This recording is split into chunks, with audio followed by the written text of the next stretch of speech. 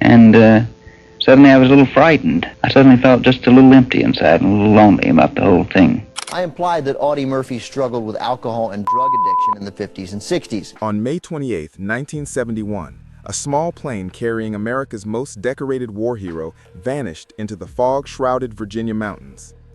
The Audie Murphy mystery seemed straightforward. Tragic accident, pilot error, bad weather. For 50 years, we accepted this explanation. But the truth is finally being cracked open by newly declassified documents and forensic evidence that was found, and they revealed a darker truth that isn't good. The nation's greatest hero may have been deliberately silenced by the very government he nearly died defending. This is the story they didn't want you to know. The fatal crash that changed everything. The morning of May 28, 1971, at a small airfield in Martinsville, Virginia, 6 people prepared to board a twin-engine Aero Commander A680. Among them was Audie Murphy. At 45 years old, Murphy had survived countless brushes with death on the battlefields of World War II, earning every combat medal his grateful nation could bestow. The pilot that day was Herman Butler, a seasoned aviator with over 8,000 hours of flight experience. Butler was no weekend hobbyist or inexperienced newcomer to the challenges of mountain flying. His reputation among those who knew him was one of cautious professionalism. Yet, on this particular morning, despite marginal weather conditions and the fog that reduced visibility across the mountain range, Butler made the decision to fly.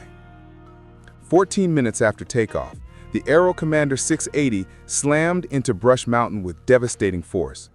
The impact was immediate and catastrophic. All 6 souls aboard were died instantly, their bodies scattered among the wreckage that littered the mountainside. The plane had essentially disintegrated upon contact with the unforgiving rock and timber, leaving behind a debris field that would take investigators days to fully document and recover. The official investigation by the National Transportation Safety Board moved with bureaucratic efficiency. Investigators examined what remained of the wreckage, interviewed witnesses, reviewed weather reports, and analyzed the flight path. Their conclusion came swiftly and seemed straightforward enough to satisfy the public's need for closure. Pilot error, they determined. Herman Butler had made a fatal miscalculation by choosing to fly in adverse weather conditions through mountainous terrain. The poor visibility, combined with the challenging topography, had proven too much even for an experienced pilot. It was a tragic accident, nothing more. The case was closed, filed away in the archives of aviation disasters that claimed lives every year across American skies. For most Americans, this explanation was sufficient. Small planes crashed with unfortunate regularity, particularly in challenging terrain and poor weather. Murphy had simply been in the wrong place at the wrong time, a victim of the same laws of physics and human fallibility that claimed countless others. The nation grieved, honored his memory, and moved forward. But beneath this tidy narrative, inconsistencies lurked like shadows in fog. Those who knew Murphy best, particularly his widow Pamela, harbored doubts that would never fully dissipate. Aviation experts who reviewed the case quietly noted anomalies that didn't align with typical accident patterns. And in the decades that followed, fragments of evidence would slowly surface, each piece adding weight to a disturbing possibility that most Americans were entirely unprepared to consider. What if the official story was a carefully constructed lie designed to conceal a far darker truth? To understand why anyone would want to harm America's greatest war hero, one must first understand the extraordinary journey that brought Audie Murphy from the cotton fields of Texas to the heights of national glory, and ultimately to that fatal flight over Virginia. From dirt and deprivation to unimaginable glory. The story of Audie Murphy begins not with triumph, but with a level of poverty so grinding and relentless that it would have crushed most spirits before they had a chance to fully form. Born in 1925 in the unforgiving landscape of rural Hunt County, Texas, Murphy entered a world that offered little hope and even less mercy. His parents were sharecroppers, a polite term for what amounted to legalized servitude in the agricultural economy of the Depression-era South. The Murphy family worked land they would never own, harvesting crops that would never truly be theirs, trapped in a cycle of debt and desperation that stretched back generations. As the seventh of 12 children, young Audie competed for resources that were already scarce beyond imagination. The abandonment by his father, when Audie was still a child, shattered what little stability the family possessed. Suddenly, the young boy found himself thrust into the role of man of the house, a responsibility no child should bear, but one that Murphy accepted with a stoicism that would later serve him on the battlefields of Europe. When his mother succumbed to illness in 1941, the 16-year-old Murphy faced the impossible task of holding together what remained of his shattered family. His siblings were scattered to relatives and orphanages, a diaspora of broken dreams that would haunt Murphy for the rest of his life. The skills that poverty forced Murphy to develop became the foundation of his future military prowess. By age 8, he was hunting game to feed his siblings, learning to shoot with a precision born of necessity rather than sport. Every bullet had to count because ammunition cost money the family didn't have. When Pearl Harbor transformed America overnight from a nation at peace to one at war, Murphy saw an opportunity to escape the poverty that had defined his entire existence. He attempted to enlist in the Marines, drawn by their reputation as elite fighters. They rejected him for being too small. He tried the Navy, hoping to see the world beyond the dirt roads of Texas. They rejected him for the same reason. He attempted to join the Army paratroopers, attracted by the extra pay that jump duty offered. Again, rejection. Through persistence and by falsifying his age, he finally convinced the Army infantry to accept him in 1942, just after his 17th birthday. What happened next would transform this undersized, undereducated farm boy into a legend whose exploits would seem impossible if they weren't meticulously documented by military historians. The brutality of combat in Europe would reveal gifts that poverty had unknowingly cultivated, turning Audie Murphy into the deadliest American soldier of the entire war. The making of an indestructible warrior. The transformation of Audie Murphy from rejected recruit to America's most lethal soldier happened with a speed that defied all reasonable expectations. Within months of his enlistment in 1942, Murphy found himself shipped overseas to North Africa, thrust into a conflict that spanned continents and consumed nations. The young Texan, who had never traveled beyond the poverty-stricken boundaries of Hunt County, was suddenly navigating the complexities of modern warfare on foreign soil, surrounded by men whose life experiences bore no resemblance to his own hardscrabble existence. What military commanders quickly discovered was that Murphy possessed an almost supernatural ability to remain calm under fire.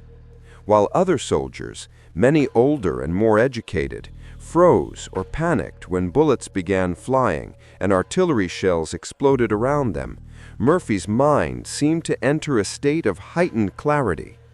The chaos that overwhelmed others sharpened his focus.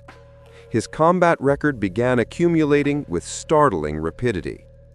During the Allied invasion of Sicily, Murphy single-handedly destroyed an Italian cavalry unit by capturing and turning German machine guns against enemy positions.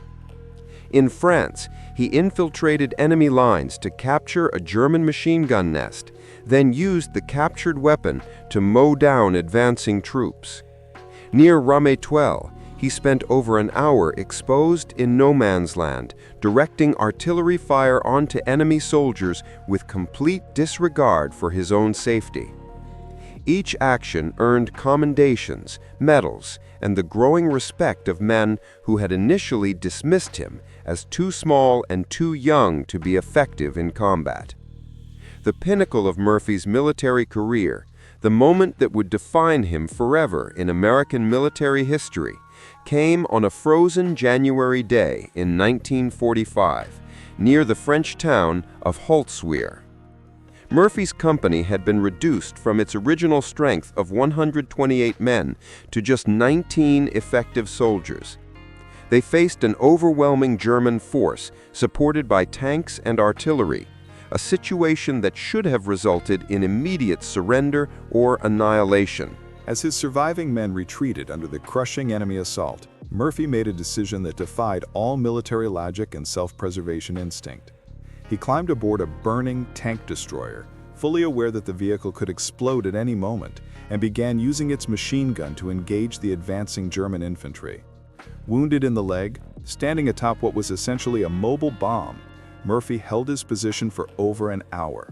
He neutralized dozens of enemy soldiers, disrupted their coordinated assault, and then, when his ammunition finally ran dry, led a counterattack that drove the Germans back. For this action, performed at age 19, he received the Medal of Honor, the nation's highest military decoration. By the war's end, Murphy had earned every combat decoration the United States could bestow, plus 5 additional medals from France and Belgium. He had neutralized over 240 enemy combatants in documented engagements, been wounded 3 times, and risen from private to second lieutenant through battlefield commissions.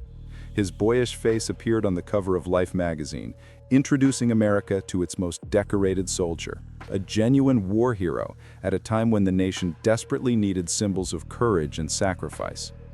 The fame that followed his return home seemed like a fairy tale ending to an improbable story.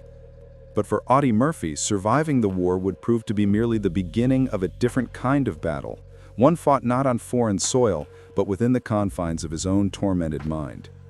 Hollywood beckoned with promises of fortune and continued glory, yet the demons Murphy had acquired in the forests of Europe would follow him into the sound stages of California, threatening to destroy everything his wartime heroism had earned. Hollywood lights and inner darkness. When actor James Cagney spotted Murphy's photograph on the cover of Life magazine in 1945, he immediately recognized the marketable combination of authentic heroism and photogenic youth. Cagney personally invited Murphy to California. Universal Studios, sensing the public relations value of signing America's most decorated soldier, offered Murphy a contract despite his complete lack of acting experience. Murphy arrived in Hollywood utterly unprepared for the artificial world he was entering. He possessed no connections beyond Cagney's initial introduction, no understanding of the industry's Byzantine politics, and no formal education that might have helped him navigate the entertainment elite.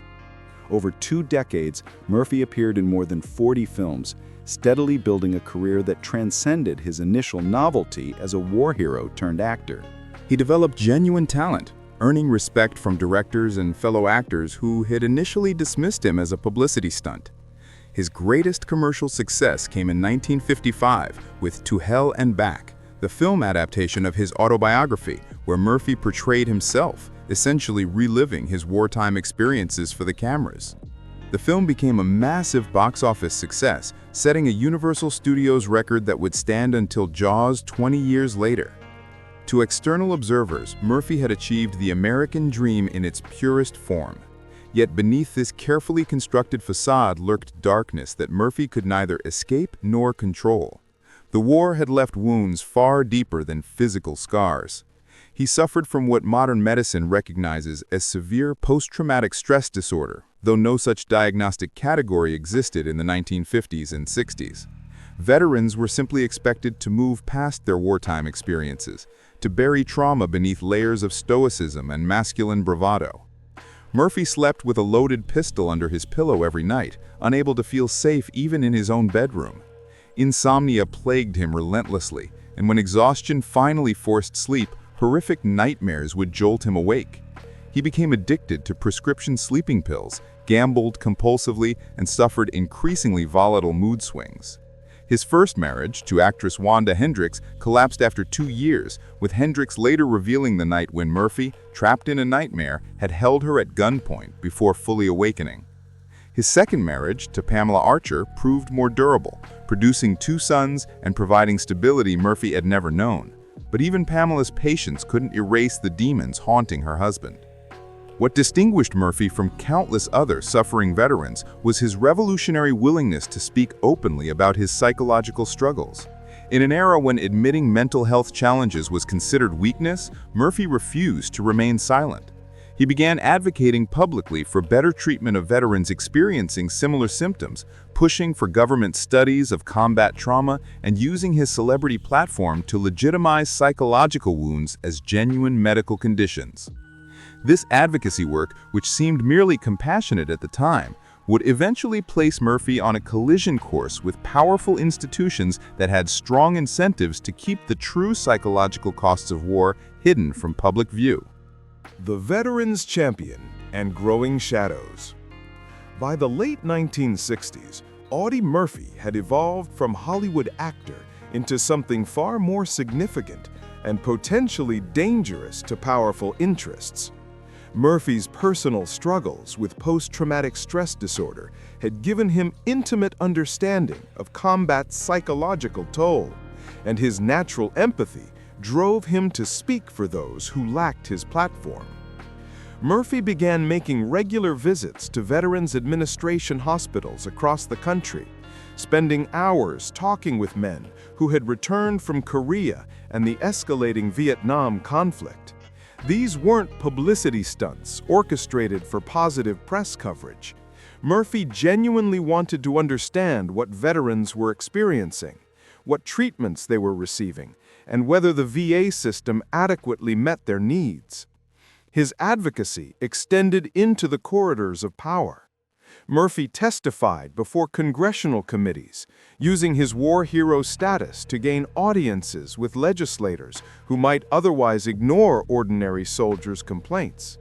His honesty was revolutionary, challenging the cultural expectation that real men endured suffering in silence. Murphy argued passionately that psychological trauma deserved the same medical attention and research funding as physical injuries. Meanwhile, Murphy's financial situation deteriorated in suspiciously convenient ways. His Hollywood career faded as westerns fell out of fashion. Business investments began failing with remarkable consistency. Most troubling were mounting federal tax problems that intensified precisely as his veterans' advocacy became more vocal. Financial investigators examining the timeline years later would note the correlation between Murphy's increasingly pointed criticisms and sudden aggressive attention from tax authorities. By early 1970, Murphy had begun developing a television series about authentic veterans' experiences. But as he dove deeper into research, conducting interviews and examining documentation that sympathetic VA employees quietly provided, he stumbled onto something that transformed his benign project into a potential bombshell. Murphy began connecting disturbing dots between VA hospitals, defense contractors, and shadowy research initiatives linked to intelligence agencies. He identified specific facilities where questionable activities occurred, compiled testimony from veterans who believed they'd been subjected to non-consensual experiments, and traced federal funds flowing from the VA into intelligence-connected front organizations. His investigation was meticulous, applying the same careful attention that had made him such an effective soldier. Murphy scheduled meetings with investigative journalists from major publications for June 1971. He contacted his attorney about establishing a legal defense fund for VA whistleblowers. He was preparing to expose what he'd discovered, using his celebrity and moral authority to force public attention onto crimes committed against vulnerable veterans. But someone was watching Murphy's activities very carefully, and they had no intention of allowing America's greatest war hero to become its most dangerous whistleblower. The 14 minutes that changed history. The morning of May 28, 1971, began with deceptive normalcy at the small Martinsville, Virginia airfield. Audie Murphy arrived for what appeared to be a routine business flight to meet with potential investors. He was accompanied by 5 others, including pilot Herman Butler, whose 8,000 hours of flight experience should have guaranteed their safe passage. The weather was marginal, with fog rolling through the mountain valleys, but nothing that seemed immediately prohibitive for an experienced aviator. Butler's decision to proceed with the flight would later become the cornerstone of the official explanation for what followed. Yet aviation experts who knew Butler's reputation found themselves puzzled by this choice. The man was known throughout the flying community for his cautious approach to weather-related decisions, for his respect of mountain terrain, and for his unwillingness to take unnecessary risks. His behavior that morning seemed fundamentally inconsistent with his documented character. The twin-engine Aero Commander 680 lifted off and climbed into the gray Virginia sky. For 14 minutes, the aircraft navigated through increasingly challenging visibility.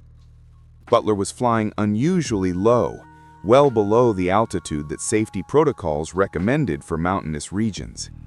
His flight path seemed deliberately maintained within the danger zone, where reduced visibility and unpredictable terrain created maximum risk. For a pilot of Butler's experience, this behavior defied explanation. Then, catastrophe struck. The Aero Commander slammed into Brush Mountain with devastating force. The impact was instantaneous and total. Metal tore apart, fuel ignited, and the aircraft disintegrated across the mountainside. All 6 occupants died instantly.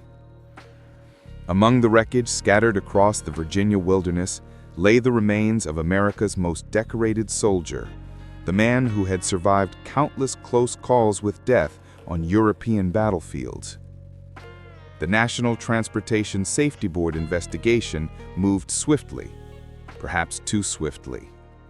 Within weeks, the official finding arrived: pilot error caused by flying in adverse weather through challenging terrain. Herman Butler had made a fatal miscalculation. The case was closed and filed away with countless other aviation accidents. For Pamela Murphy and her sons, the explanation felt hollow. Pamela knew her husband's combat-honed instincts about danger.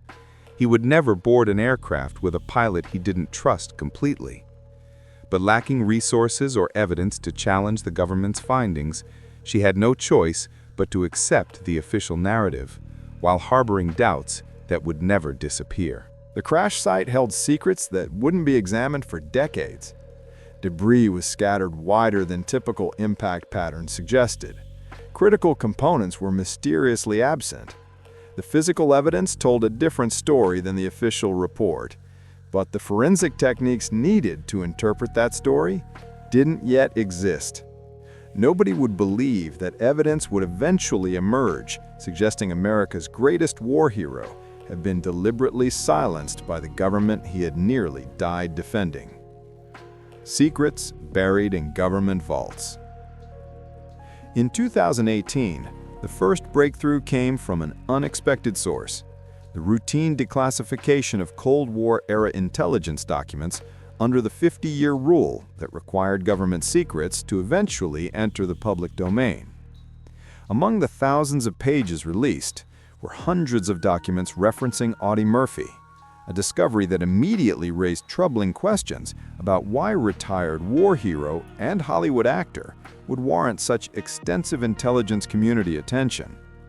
The volume of surveillance revealed in these documents shocked even the most cynical observers familiar with government overreach. Murphy had been monitored extensively from at least 1969 onward, with his phone calls recorded, his mail intercepted, and multiple informants planted within his inner circle reporting on his activities and contacts. The surveillance wasn't casual or routine background monitoring. Internal memos revealed that Murphy had been classified as a priority subject under the now infamous COINTELPRO, the FBI's domestic counterintelligence operation that targeted political dissidents, civil rights leaders, and others deemed threatening to government interests. The resources dedicated to monitoring Murphy were on par with those allocated to major civil rights activists and anti-war leaders, a level of attention that made no sense for a patriotic war hero, unless he had stumbled onto something that powerful institutions desperately wanted to keep hidden. The documents revealed that Murphy's final project, his television series about veterans' experiences, had triggered alarm bells at the highest levels of multiple government agencies. His research had led him dangerously close to classified programs that exploited vulnerable veterans for behavioral modification experiments. Archive researcher Dr. Eleanor Whitfield spent months analyzing the newly released documents, piecing together a timeline that correlated Murphy's investigative activities with escalating surveillance and increasingly ominous internal communications between agencies. The pattern suggested that by early 1971, Murphy had been elevated from a person of interest to an active threat requiring immediate containment. Partially redacted memos referenced emergency protocols and contingency planning, bureaucratic language that took on sinister implications when examined in context. Most damning were Murphy's documented plans for June 1971. His appointment calendar, recovered from his effects and recently analyzed, showed scheduled meetings with investigative journalists from the Washington Post and New York Times in the weeks following his fatal flight. These were the same publications that, 1 year later, would break the Pentagon Papers story, demonstrating their willingness to publish classified information in the public interest. Murphy had also contacted his attorney about establishing a legal defense fund for VA whistleblowers who feared retaliation for coming forward. The timing was impossible to dismiss as coincidence. Murphy died just days before he was scheduled to meet with some of the most influential investigative journalists in the country, journalists who had the platform and credibility to force his discoveries into the national conversation. The declassified documents revealed that intelligence agencies were fully aware of these planned meetings and considered them an unacceptable risk. But documentary evidence of surveillance and concern, while deeply troubling, wasn't the same as proof of murder. For that, investigators would need to examine the physical evidence from the crash itself, applying modern forensic techniques to wreckage that had been moldering in storage for decades. Metallurgical analysis of preserved fragments revealed stress patterns completely inconsistent with normal wear or manufacturing defects. The specific pattern of metal fatigue suggested the components had been deliberately scored or partially cut, using a technique that would ensure failure under turbulence while appearing to be standard mechanical breakdown. For someone with the right training and access, it represented the perfect sabotage method, virtually untraceable, guaranteed to be fatal, and easily attributed to weather conditions or pilot error. The reanalysis also addressed the puzzling debris distribution that had been noted but never properly investigated in the original examination. Components were scattered across a wider area than typical controlled flight into terrain accidents would produce, suggesting that critical parts had separated from the aircraft before impact, rather than as a result of the crash itself. This pattern was consistent with in-flight structural failure, the kind that would occur if control systems had been deliberately weakened and then failed when the aircraft encountered the predictable turbulence of mountain flying. Perhaps most chilling was the testimony that emerged alongside the forensic reanalysis. In 2020, a former technician who had worked at the Martinsville airport finally came forward after carrying his secret for nearly 50 years. Speaking on condition of anonymity due to ongoing security concerns, he described seeing two unknown men working on Murphy's plane the night before the fatal flight. These men had credentials that prevented him from questioning their presence, but they were not part of the regular maintenance crew and left no official record of their work. When he mentioned seeing them the day after the crash, his supervisor ordered him to forget he had witnessed anything. The technician's account aligned perfectly with the physical evidence of tampering. Someone with official credentials and specialized knowledge had gained access to Murphy's aircraft and made modifications designed to cause catastrophic failure that would appear accidental. The operation bore all the hallmarks of professional covert action, the kind of expertise that only intelligence agencies possessed during that era. Adding further weight to the sabotage theory was testimony from a former intelligence operative now in his 90s. In a sworn affidavit provided through his attorney, he claimed direct knowledge that Murphy's death was not accidental, but rather a containment operation authorized at the highest levels after Murphy was deemed a priority threat to sensitive programs. While the operative denied personal involvement in the crash itself, his testimony corroborated details found in partially redacted documents and aligned with flight records placing known intelligence assets near Martinsville in the days before Murphy's final flight. The evidence was no longer circumstantial or speculative. Physical proof of tampering combined with eyewitness testimony and documentary evidence created a comprehensive picture of deliberate assassination disguised as an accident. But one question remained unanswered. Who specifically had given the order, and how high did the conspiracy reach? The cover-up revealed. The most damning evidence of conspiracy emerged not from the crash site itself, but from internal government communications that were never meant to see public light. Among the declassified documents were memos that revealed a coordinated effort to ensure the crash investigation reached a predetermined conclusion, with specific instructions designed to prevent any deviation from the official narrative of pilot error and adverse weather conditions. One particularly chilling memo, dated June 3, 1971, less than a week after Murphy's death, contained language that left little room for interpretation. Though heavily redacted, the visible portions stated clearly that the issue had been resolved per an operation whose name had been blacked out. The memo confirmed that the investigation was proceeding as planned with expected conclusions, and noted that all assets were in place to manage any deviations from the established narrative. The terminology used in these communications was unmistakable to anyone familiar with intelligence operations. This wasn't the language of accident investigation or routine government procedure. These were operational directives, instructions for managing a covert action and its aftermath. The memos revealed that specific individuals had been assigned to monitor the NTSB investigation, to redirect inquiries that veered too close to uncomfortable truths, and to ensure that witness testimonies contradicting the official story were minimized or excluded from the final report. Further documentation showed that certain NTSB investigators who questioned aspects of the official findings faced career consequences. Promotions were delayed, transfers to undesirable assignments occurred, and in at least 2 cases, investigators left the agency entirely shortly after the Murphy investigation concluded. While no smoking gun directly threatened these individuals, the pattern suggested an environment where asking the wrong questions carried professional risks that most bureaucrats wisely chose to avoid. Even more disturbing were the efforts to suppress Murphy's research materials. The briefcase Murphy had been carrying on the fatal flight, which reportedly contained documentation of his VA investigation findings, was never properly inventoried in the official crash evidence list.